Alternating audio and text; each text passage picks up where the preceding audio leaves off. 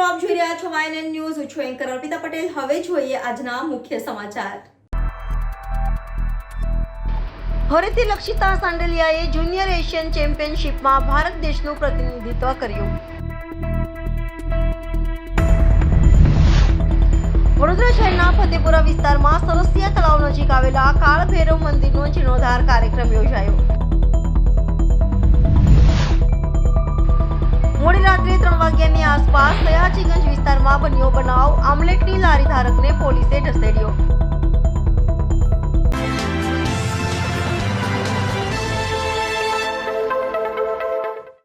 નમસ્કાર દર્શક મિત્રો, આપ જોઈ રહ્યા છો YNN ન્યૂઝ. હવે જોઈએ અગત્યના સમાચાર.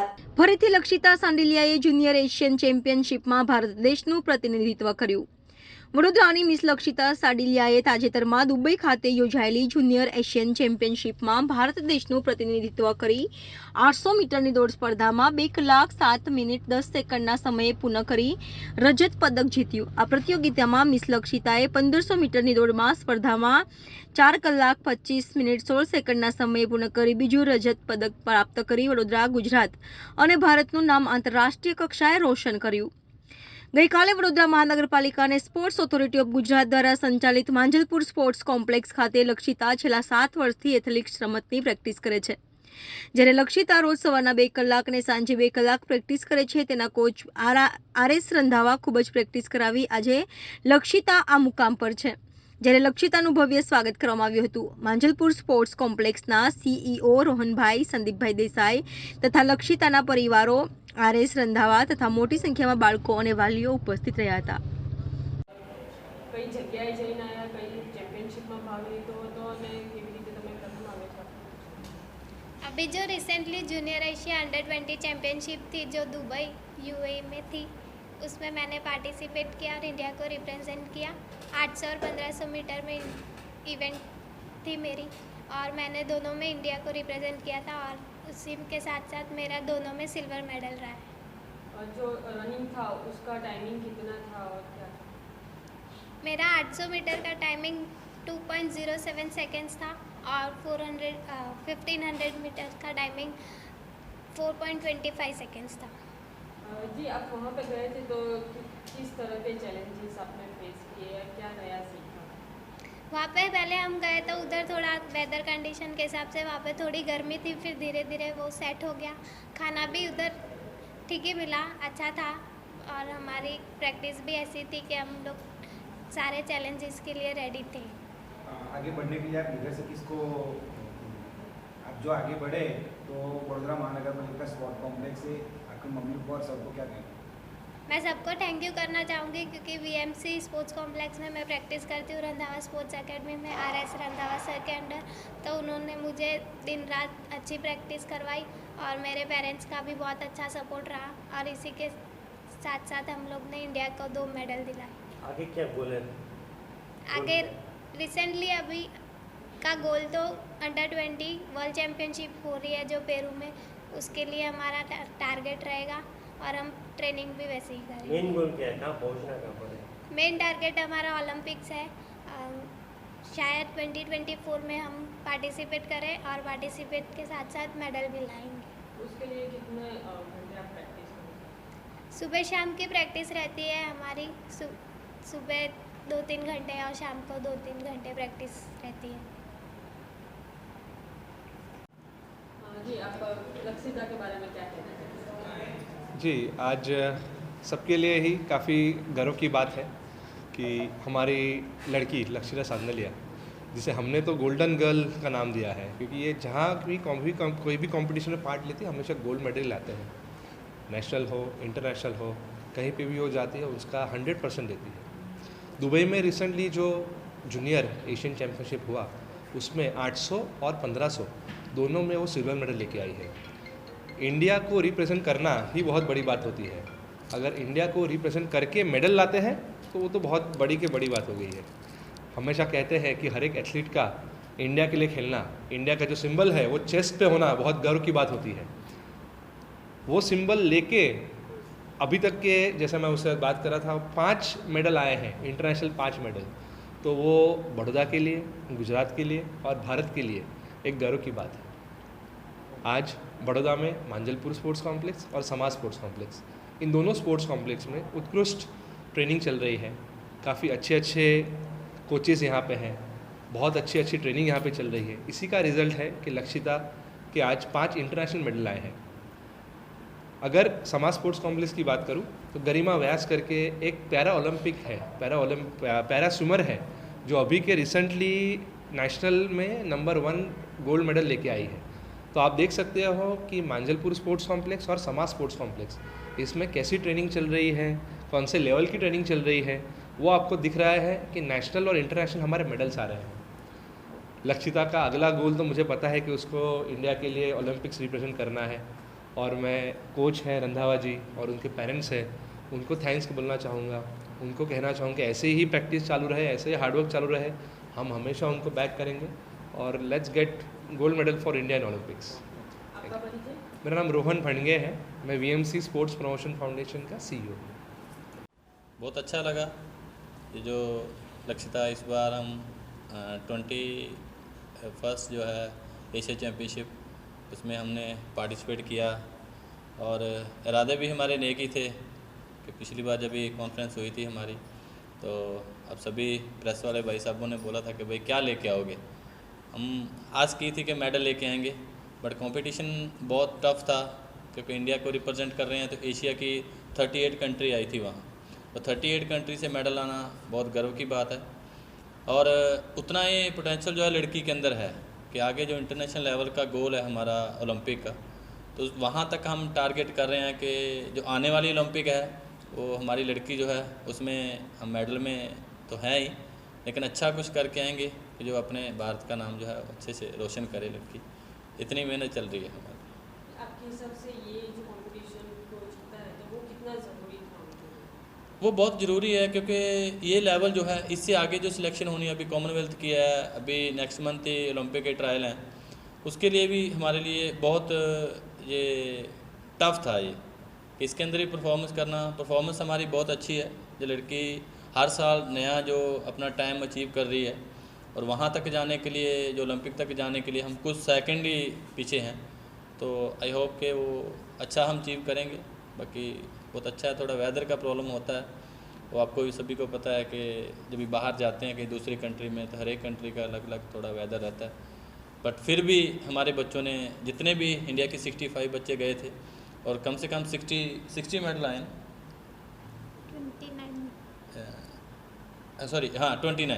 29 मेडल आए हैं। तो फर्स्ट जो चल रहा था चाइना और इंडिया का कंपटीशन था, तो फर्स्ट वहाँ पे चाइना रही है और सेकंड पोजीशन पे हमारे मेडल रहे हैं, और बहुत टफ था ये, और अच्छा है, आगे भी हम ऐसा करते रहेंगे, अच्छी परफॉर्मेंस करते रहेंगे ये।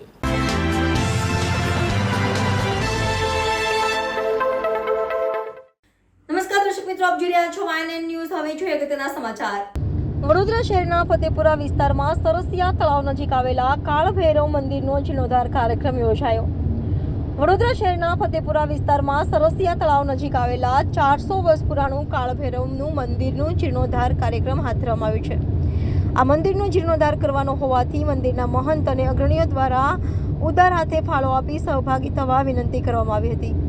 જીર્ણોદ્ધાર અર્થે સિમેન્ટ, સળિયા, રેતી, કપચી કે એવી બાંધકામ સામાનનો ખર્ચ આપના તરફથી આપવા માંગતા હોય તો મંદિરના વહીવટદારનો સંપર્ક કરવા વિનંતી કરી હતી। Reporter Rahul Rajput, YNN news, Vadodara.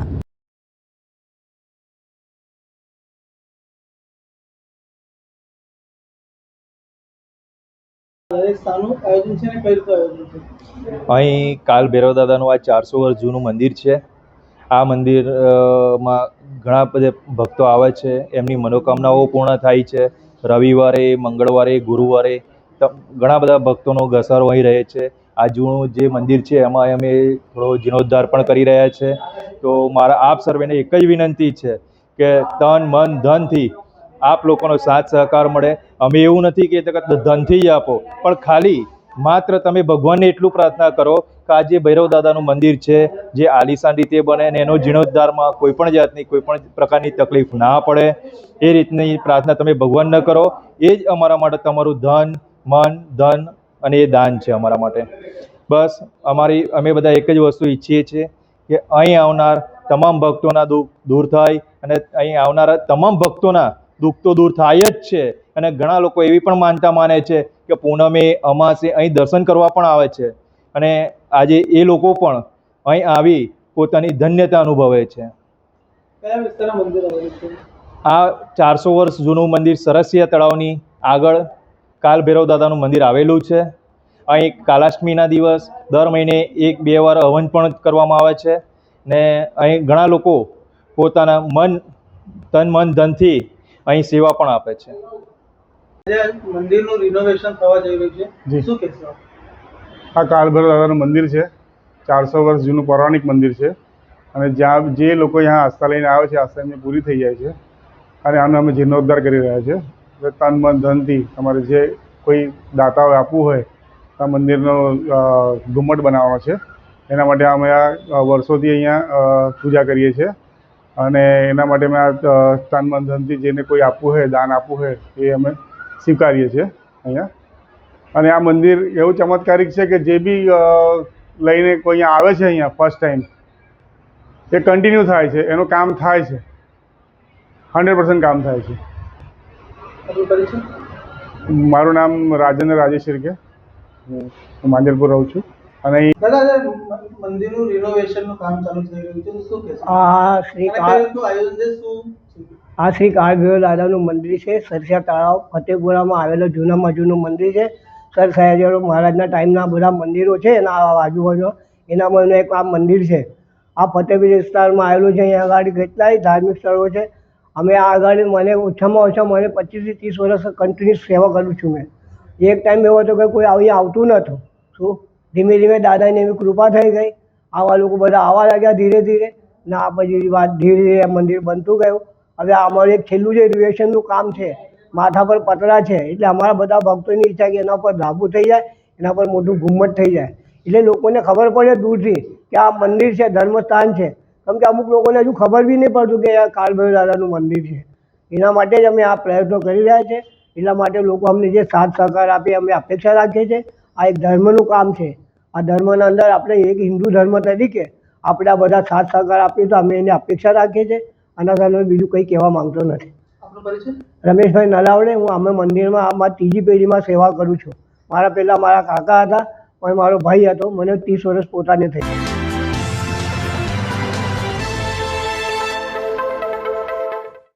નમસ્કાર દર્શક મિત્રો, આપ જોઈ રહ્યા છો YNN ન્યૂઝ. હવે જોઈએ અગત્યના સમાચાર. મોડી રાત્રે 3 વાગ્યાની આસપાસ સયાજીગંજ વિસ્તારમાં બન્યો બનાવ. આમલેટની લારી ધારકને પોલીસે ઢસડ્યો. મોડી રાત સુધી લારી ચાલુ રાખતા સયાજીગંજ પોલીસની PCR વાન પહોંચી હતી સ્થળ પર. પોલીસને જોઈ લારી ધારકોમાં મચી હતી ભાગદોડ. એવન ફૈઝાન આમલેટની લારી ચલાવતા ફૈઝાનને પોલીસ કર્મચારીઓના હાથે લાગ્યો. PCR વાનમાં સવાર પોલીસ કર્મચારીઓએ ફૈઝાનને રોડ પર ઢસડી માર્યો દંડાથી માર. પોલીસે ઢસડીને માર મારતા ફૈઝાન થયો ગંભીર રીતે ઘાયલ. ફૈઝાનને તાત્કાલિક સારવાર અર્થે ખસેડાયો SSG હોસ્પિટલ. ફરજ પરના તબીબોએ ફૈઝાનની હાલત ગંભીર બનાવતા ખસેડાયો ખાનગી હોસ્પિટલ. ફૈઝાનને રોડ પર ઢસડાતા શરીર પર ઉજળા સહિત માથાના ભાગે 15 ટાંકા આવ્યા. સમીર લારી ધારક. ઘટનાને લઈ ડીસીપી જુલી કોઠિયા, એસીપી અને પીઆઈનો સ્ટાફ પહોંચ્યો ખાનગી હોસ્પિટલ. પોલીસના વર્તનથી લારી ધારકોમાં રોષ. Reporter Rahul Rajput, YNN news Vadodara. वैसे उसका नाम क्या है, कहाँ पर लारी है और कल क्या हुआ था रात को? मेरा नाम समीर है। 7 नंबर स्टेशन के बाहर मेरी लारी है रोड पर, और कल पुलिस वाले थे, 2 कांस्टेबल, 3 जन थे, एक ड्राइवर 2 कांस्टेबल। तो उन्होंने जो A1 फैजान ऑमलेट है ना, उसको पहले तो मारा, 3-4 डंडे मारे। उसके बाद में गाड़ी के सामने पैंट पकड़ के कॉलर से घसीटते हुए गाड़ी के आगे लेकर गए और गाड़ी के नीचे वो आ गया। अभी वो हॉस्पिटल में एडमिट है और सीरियस कंडीशन में है। गाड़ी के नीचे आ गए या किचन में? गाड़ी के नीचे बोले तो उसकी फेंट पकड़ी थी और घसीटते हुए लेकर गया, पूरा घसेरा, शरीर में पूरा निशान है। इधर 15 टाँके आए, यहाँ पर पूरा फट गया, आँख पूरी काली हो गई है, इधर पूरी सूज गई है और पीछे पूरा घसा हुआ है। अभी सीरियस कंडीशन में ICU, ओ क्या बोलते उसको, अभी ICU में डॉक्टर ट्रीटमेंट चालू है और अधिकारी भी सब उधर ही है। अभी वो लोग भी सब क्या बोलते रिपोर्ट फाइल करवाया है तो वो लोग हॉस्पिटल में ही है, ट्राई कलर हॉस्पिटल में प्राइवेट में लेकर गए, एसओजी लेकर गए थे रात में, पर वहाँ पर कोई ट्रीटमेंट हुआ नहीं, इसके लिए प्राइवेट में लेकर गए। किसी की धरपकड़ हुई? 3 जन को पकड़ा है, बोलते सियाजीगंज में रखा हुआ है। तीन पुलिस वाले थे? हाँ, तीन। एक ड्राइवर है जो कॉन्ट्रैक्ट बेस पे होते हैं ना, ड्राइवर जीप चलाते बुलेरो, वो एक जन वो है, बाकी 2 तो कांस्टेबल। क्यों ऐसा किया, क्यों पुलिस ने ऐसा? अभी ये लोग बोल नहीं सकते क्योंकि आचार संहिता लगी हुई है, तो लोग बंद कराने के लिए आते हैं, पर इतना हाथ मतलब डंडा मारने का ये अधिकार तो नहीं है, पर फिर भी लोग करते हैं। अभी हम तो रोड पे धंधा लेके बैठे, पर इसके लिए ज्यादा ऑब्जेक्शन नहीं उठाते भाई।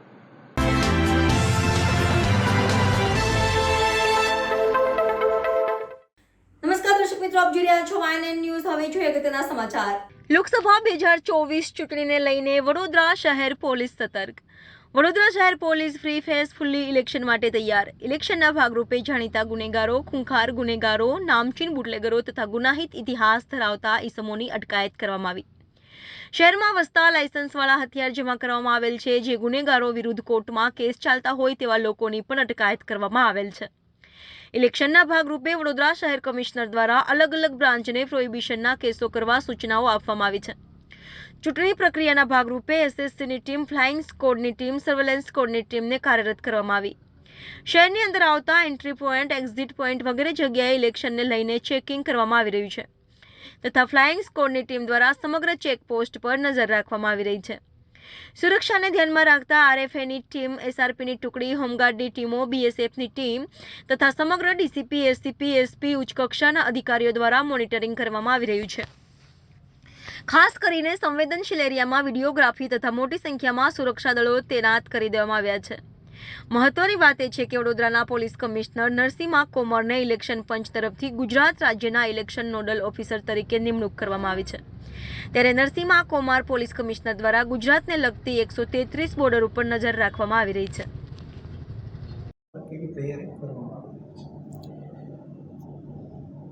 16 માર્ચ 2024ના રોજ ઇલેક્શન કમિશન ઓફ ઇન્ડિયા દ્વારા સમગ્ર દેશમાં લોકસભા ઇલેક્શન 2024 અનુસંધાને તારીખો જાહેર કરતાં જ મોડેલ કોડ ઓફ કન્ડક્ટ અમલમાં આવી ગયો હતો.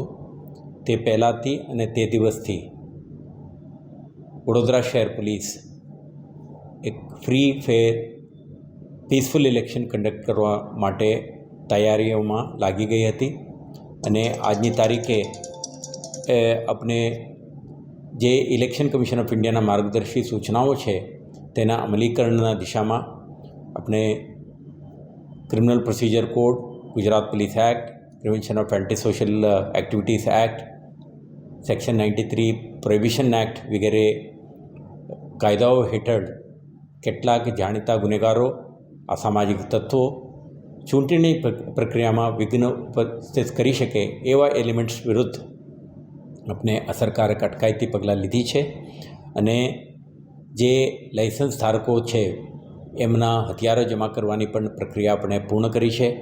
સાથે સાથે જે ગુનેગારો વિરુદ્ધ ક્રિમિનલ કેસો ચાલે છે અને એમના વિરુદ્ધમાં સંબંધિત ન્યાયાલયો દ્વારા વોરંટ, સમન્સ જારી થયું હોય આના ભજવણી પણ સમયસર કરવા માટે વગેરેની કામગીરી આપણે ચાલી રહ્યો છે.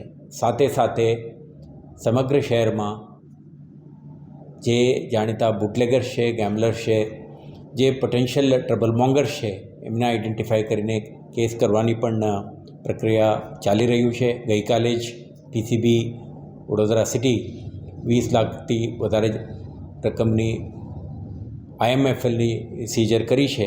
આ પણ નાના ભાગરૂપે જ છે અને શહેરમાં ચૂંટણી પ્રક્રિયા અનુસંધાને લગભગ 21 ફ્લાઇંગ સ્ક્વોડ અને 21 સ્ટેટિક સર્વેલન્સ ટીમ પણ કાર્યરત છે અને શહેરના જે ચેકપોસ્ટ છે આને પણ આપણે સતર્ક રાખીને ત્યાં આવતા જતા વાહનો ઉપર નજર રાખીએ છીએ અને કોઈપણ એલિમેન્ટ્સ, કેશ, બુલિયન, હથિયારો, NDPS કે અન્ય કોઈ પણ પ્રકારની ઓબ્જેક્શનેબલ મટીરિયલ લઈને આ વિસ્તારમાં એન્ટ્રી ના કરે અને કોઈપણ રીતે વોટર્સને અનડ્યુ ઇન્ફ્લુઅન્સ કરવાની કે ઇન્ટિમિડેશન કરવાની કોઈ શક્યતા ના રહે તે માટે પોલીસ ટીમ ડિસ્ટ્રિક્ટ એડમિનિસ્ટ્રેશન સાથે સંકલનમાં રહીને કામ કરી રહ્યા છે. અત્યારે આપણે જ્યારે વાત કરીએ છીએ તો ડેટ એટલે 7th May 2024 નજીક આવે છે. આજની તારીખે આપણે જે માનવ બળ છે એના મહત્તમ ઉપયોગ કરીને police, state reserve police force, central armed police forces અને હોમગાર્ડ જીઆરડીના માનદ વેતકો અને આપણા ટીઆરબીના સભ્યો એમને તૈનાત કરીને જે critical polling station, normal polling station અને આ વિસ્તારમાં ઇલેક્શન કમિશન ઓફ ઇન્ડિયા દ્વારા નિર્ધારિત સ્કેલ મુજબ તૈનાત કરવામાં આવશે. અને ત્યાંના ઉપર આપણા mobile patrols, PSI, inspector, ACP, DCP કક્ષાના અધિકારીઓના મલ્ટિપલ લેયર્સ ઓફ સુપરવિઝન સાથે આપણે સમગ્ર બંદોબસ્ત ગોઠવીશું અને શહેરમાં કોઈ પણ પ્રકારની સમસ્યા વગર શાંતિપૂર્ણ રીતે ઇલેક્શન પ્રક્રિયા સંપન્ન થઈ શકે તે માટેના તમામ આયોજન વડોદરા શહેર પોલીસ દ્વારા કરવામાં હોય છે. ત્યારે અમુક નાના મોટા બોલાચાલીના બનાવ બનતા હોય છે, તે તેવા વિસ્તારમાં પોલીસ દ્વારા કેવી વ્યવસ્થા કરવામાં આવે છે? અત્યારે શહેરમાં જે પોલિંગ સ્ટેશન્સ છે તો સ્થાનિક પોલીસ સ્ટેશનના ઇન્ચાર્જ, એસીપી, ડીસીપી અને મારા કક્ષાથી પણ કેટલાક સંવેદનશીલ વિસ્તારોના મુલાકાત લેવામાં આવેલ છે અને તેના પ્રોફાઇલ, તેના પોટેન્શિયલ રિસ્કને ધ્યાને રાખીને આપણે ત્યાં પોલીસ ઉપરાંત કેટલાક જગ્યાઓ ઉપર એસઆરપીએફ અને સીએપીએફને પણ તૈનાત કરવામાં આવે છે અને સાથે સાથે ડિસ્ટ્રિક્ટ ઇલેક્શન ઓફિસર તરફથી કેટલાક વિસ્તારોમાં વેબકાસ્ટિંગ અને માઇક્રો ઓબ્ઝર્વરને પણ મૂકવામાં આવે છે અને મલ્ટિપલ લેયર આપણા પેટ્રોલ પાર્ટીઓ પણ સતર્ક રહેશે, ક્યુઆરટીઓ સતર્ક રહેશે. તો કોઈ પણ વિસ્તારમાં, કોઈ પણ જગ્યાએ કોઈ ચૂંટણી પ્રક્રિયામાં વિક્ષેપ ઉપસ્થિત કરવાની પ્રયાસ થાય તો આમાં અટકાવવા માટે અને નાના મોટા ઇન્સિડન્ટ બને તો તરત જ પ્રતિસાદ કરવા માટે, રિસ્પોન્ડ કરવા માટે આપણા તમામ પ્રકારની તૈયારીઓ આપણે કરી છે.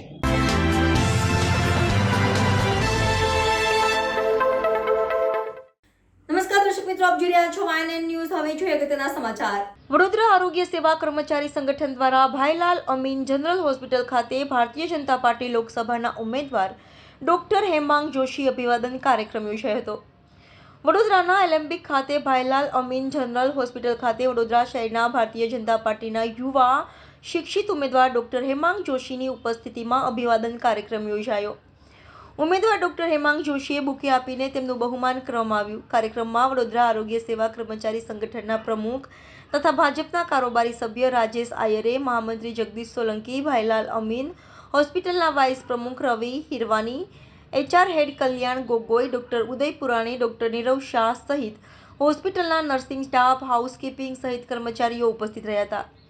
લોકસભાના ઉમેદવાર ડોક્ટર હેમાંગ જોશી કર્મચારીઓ સાથે પરિસંવાદ કર્યો હતો, જેમાં કર્મચારીઓએ પોતાના પ્રશ્નો તેમની સમક્ષ રજૂ કર્યા હતા તથા ઉમેદવારે એના પ્રશ્નોને સાંભળ્યો હતો. સાથે સાથે વડોદરા આરોગ્ય સેવા કર્મચારી સંગઠનના પ્રમુખ રાજેશ આયરે લોકો 7 મેના રોજ લોકસભાની ચૂંટણી યોજાવાની છે, નાગરિકો વધુમાં વધુ મતદાન કરે તેવી અપીલ કરી હતી. Reporter Rahul Rajput, YNN news, Vadodara. આજે ભાઈલાલ અમીન હોસ્પિટલની અંદર વિવિધ પેરામેડિક્સના કર્મચારીઓ, એડમિનિસ્ટ્રેટિવ સ્ટાફ, સપોર્ટિવ સ્ટાફ સાથે એક યુનિયનની બેઠકનું આયોજન કરવામાં આવ્યું. મારી સાથે આ યુનિયનના અગ્રણી, સમાજસેવક અને ભારતીય જનતા પાર્ટીના આગેવાન એવા રાજેશભાઈ આયરે, તમામ હોસ્પિટલની મુખ્ય ટીમ, મેનેજમેન્ટ સાથે મળી અને મતદાન જાગૃતિ વિશે ચર્ચા કરી તથા તેમના પણ પ્રશ્નો સાંભળી અને કઈ પ્રકારે રજૂઆતનું સમાધાન આવી શકાય એ બાબતે ખાતરી આપી અને સૌને 7મી મેના રોજ જંગી માત્રામાં મતદાન કરવા માટે આહ્વાન કર્યું. ગુજરાત સ્થાપના દિવસ સમગ્ર ગુજરાતવાસીઓને ખૂબ ખૂબ શુભેચ્છા. સાથે સાથે આજનો દિવસ એટલે 1 મે એટલે કામદાર દિવસ.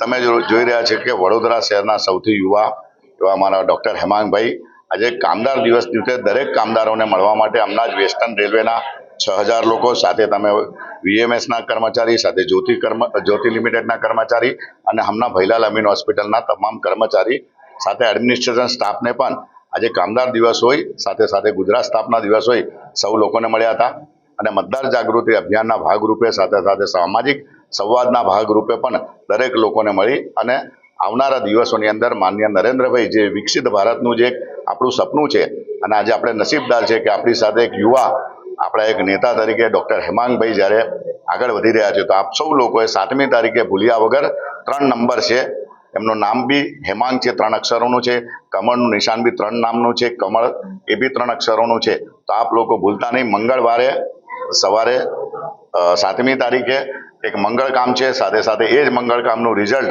4મી તારીખે પણ મંગળવાર છે તો આપણે જરૂરથી સવારે વહેલા ઉતરીને પછી ખાનપાન કરીશું અને પહેલાં આપણે મતદાન કરીશું. વંદે માતરમ.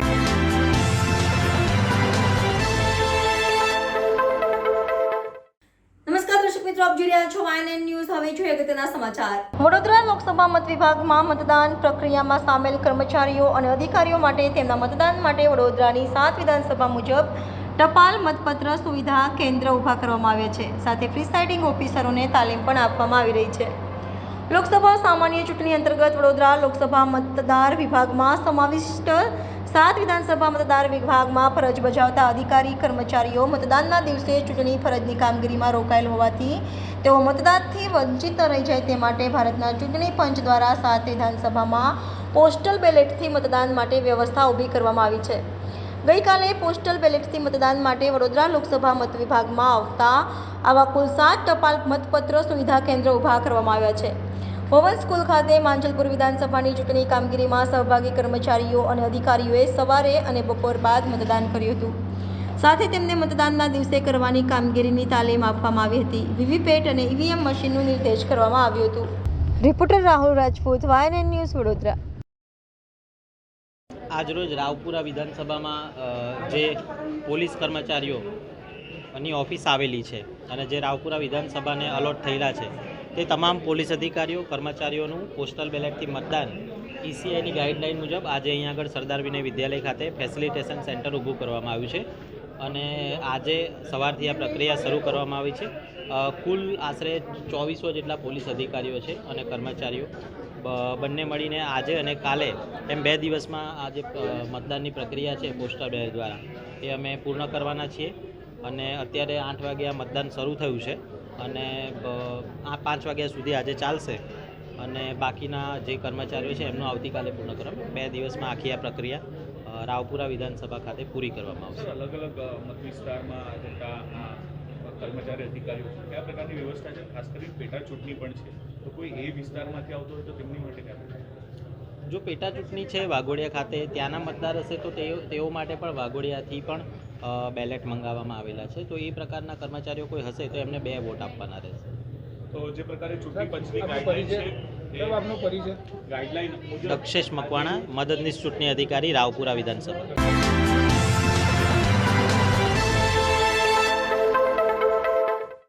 નમસ્કાર દર્શક મિત્રો, આપ જોઈ રહ્યા છો YNN ન્યૂઝ. હવે જોઈએ અગત્યના સમાચાર.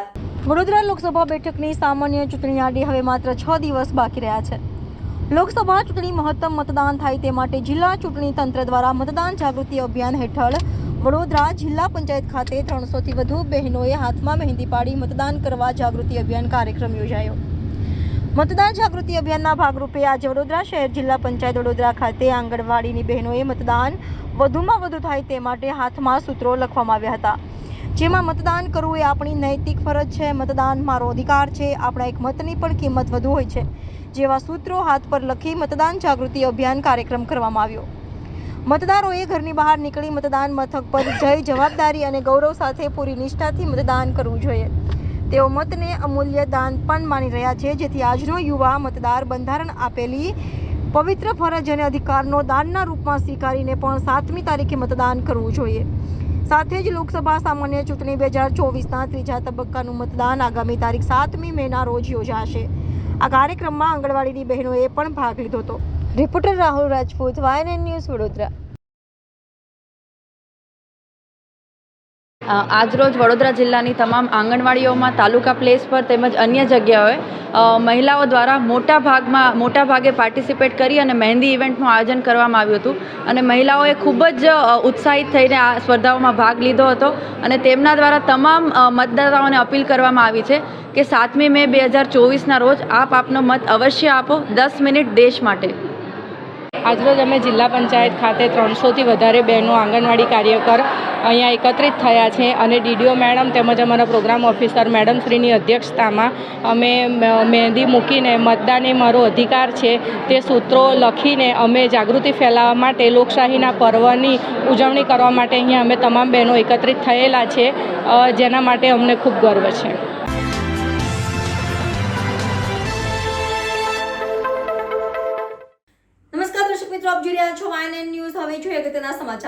પાટણ લોકસભા 3 બેઠકના કોંગ્રેસના ઉમેદવાર ચંદનજી તલાજી ઠાકોર ચૂંટણી પ્રચાર જંગમાં મજબૂત રીતે આગળ વધી રહ્યા છે.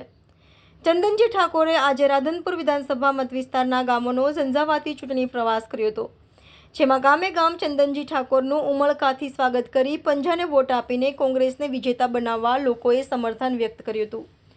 કોંગ્રેસના ઉમેદવાર ચંદનજી ઠાકોર, રાધનપુરના પૂર્વ ધારાસભ્ય રઘુભાઈ દેસાઈ, આમ આદમી પાર્ટીના પાટણ જિલ્લા પ્રમુખ બાબુજી ઠાકોર, રાધનપુર પંથકના કોંગ્રેસના મહિલા અગ્રણી સવિતાબેન શ્રીમાળી અને જયાબેન સોની અને જ્યોતિબેન જોશી, ધીરાજી ઠાકોર, તાલુકા કોંગ્રેસ પ્રમુખ કરસનજી ઠાકોર, જગદીશભાઈ રાઠોડ, જિલ્લા પંચાયત સદસ્ય અને અર્બુદા સેનાના પ્રમુખ શ્રી અને રમેશભાઈ ચૌધરી, કરશનભાઈ ચૌધરી સહિત વિસ્તારના કોંગ્રેસના આગેવાનો આજે રાધનપુર પંથકના ગામોમાં ચૂંટણી પ્રચારમાં જોડાયા હતા અને વધુને વધુ મતદાન કરીને કોંગ્રેસના ઉમેદવારને વિજેતા બનાવવા લોકોને અપીલ કરી હતી.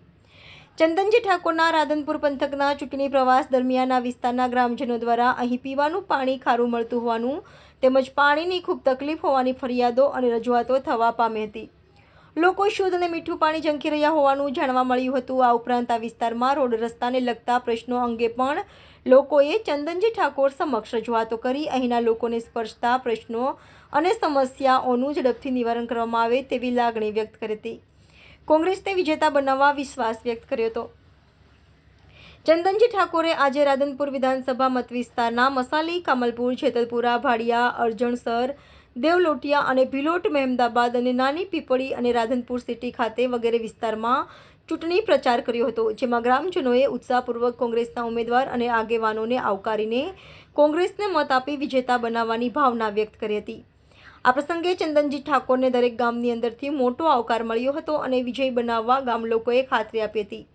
ઠેર ઠેરથી ચંદનજી ઠાકોરને મળી રહ્યો છે આવકાર. મહેમદાવાદ ગામના લોકો દ્વારા ઘોડા ઉપર બેસાડી ભવ્ય સ્વાગત કરવામાં આવ્યું હતું. તો લોટિયા ગામ ખાતે નર્મદાનું પાણી કેનાલનું ન મળતું હોય તેમને ગામના લોકોએ રજૂઆત કરતા નર્મદાનું પાણી આપવાની ખાતરી આપી હતી. રિપોર્ટર વસંત કડિયા, YNN ન્યૂઝ, પાટણ. આજે 14 તાલુકા પંચાયતનો પ્રવાસ કર્યો.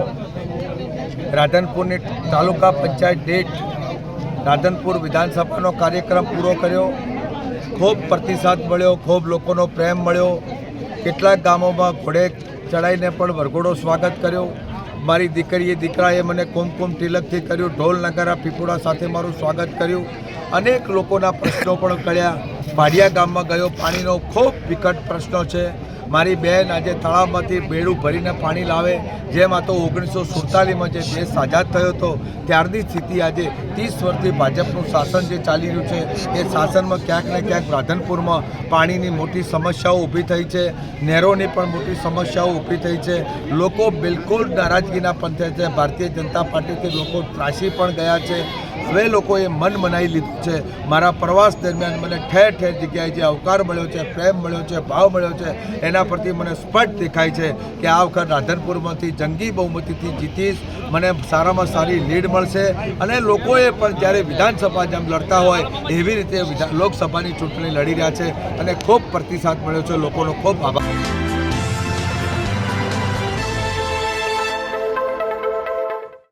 નમસ્કાર દર્શક મિત્રો, આપ જોઈ રહ્યા છો YNN ન્યૂઝ. હવે જોઈએ અગત્યના સમાચાર.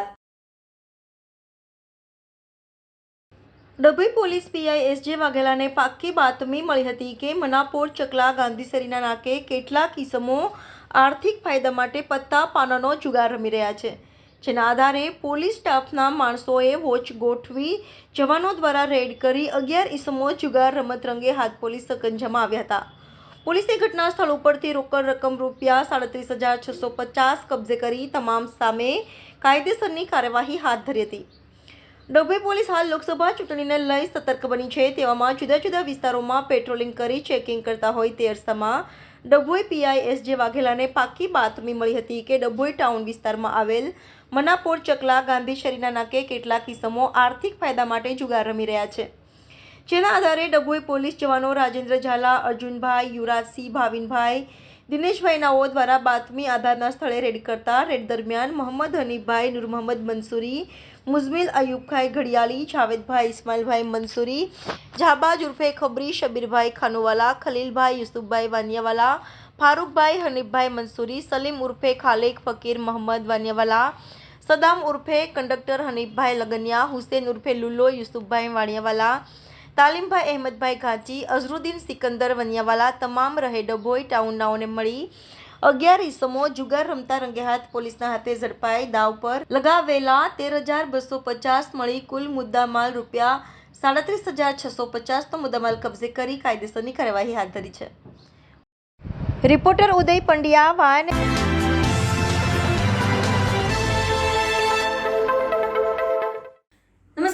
આપ જોઈ રહ્યા છો YNN ન્યૂઝ. હવે જોઈએ અગત્યના સમાચાર.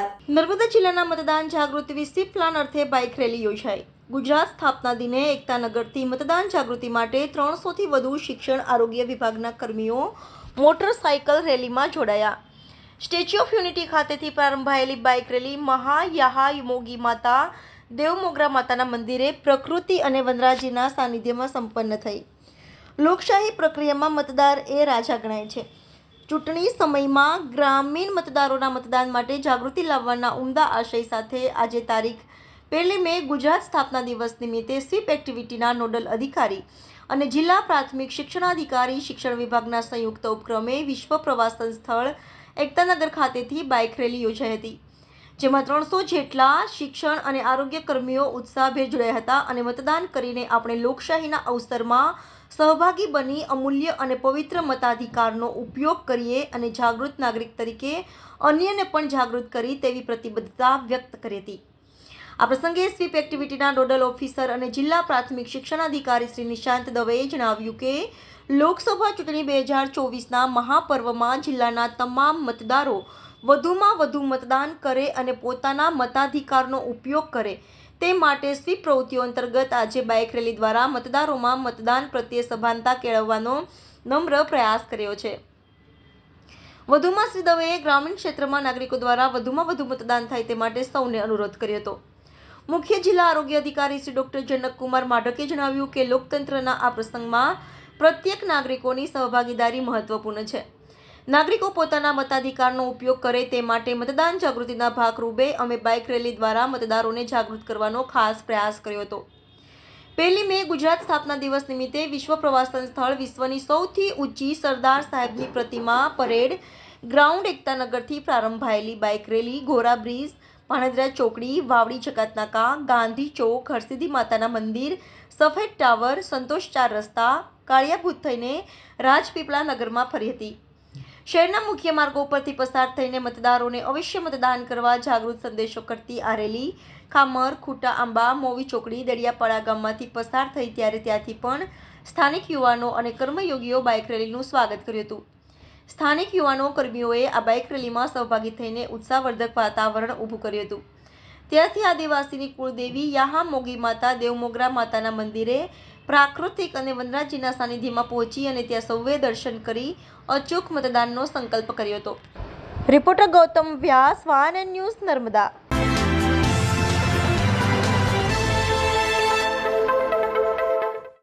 નમસ્કાર દર્શક મિત્રો, આપ જોઈ રહ્યા છો YNN ન્યૂઝ. હવે જોઈએ અગત્યના સમાચાર.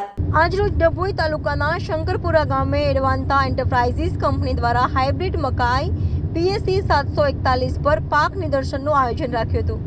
જેમાં કંપનીના મુખ્ય અધિકારી ગ્લોબલ CEO શ્રી ભૂપેન દુબે સાહેબ તથા એરિયા મેનેજર શ્રી ભાવેશ પટેલ તેમજ ટેરેટરી મેનેજર શ્રી અમિત પટેલ ઉપસ્થિત રહ્યા હતા તથા કંપનીના વિક્રેતા શ્રી અશોકભાઈ પટેલ એગ્રોક્યોર એજન્સી ડભોઈ પણ હાજરી આપી હતી. કંપનીના અધિકારીશ્રીઓએ એડવાન્સ કંપની વિશે તથા હાઇબ્રિડ મકાઈની વિવિધ જાતો તથા તેની ખેતી પદ્ધતિ વિશે ખેડૂતોને માહિતી આપી હતી. તેમજ ગ્લોબલ CEO શ્રી ભૂપેન દુબે સાહેબે બાયો ઇથેનોલમાં મકાઈનું શું યોગદાન અને ભવિષ્ય છે તેમજ ખેડૂતોને આર્થિક રીતે શું ફાયદો થવાનો છે તેના વિશે વિસ્તૃતમાં ખેડૂતોને માહિતી આપી હતી તથા યુપેલ કંપની દ્વારા બાયો ઇથેનોલ માટે ચાલી રહેલા પ્રોજેક્ટ વિશે પણ માહિતી આપી હતી.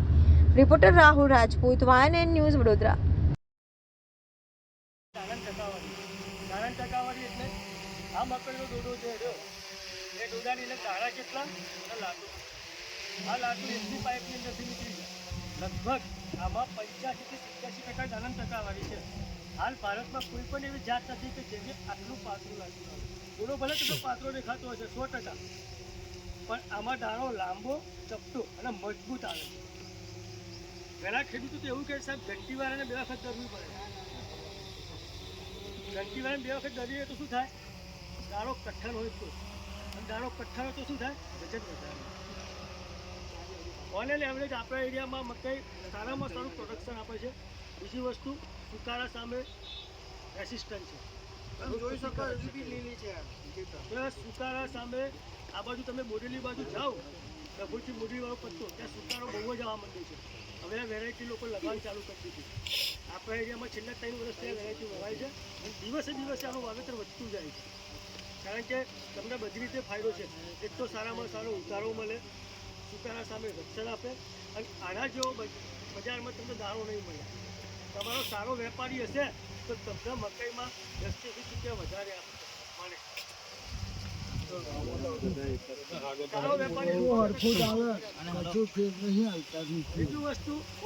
દર્શક મિત્રો, YNN ન્યૂઝની પૂરી ટીમને આજે રજા આપશો. આવતીકાલે ફરી મળીશું આ જ સમયે આ જ ચેનલ પર. ત્યાં સુધી જોતા રહો YNN ન્યૂઝ.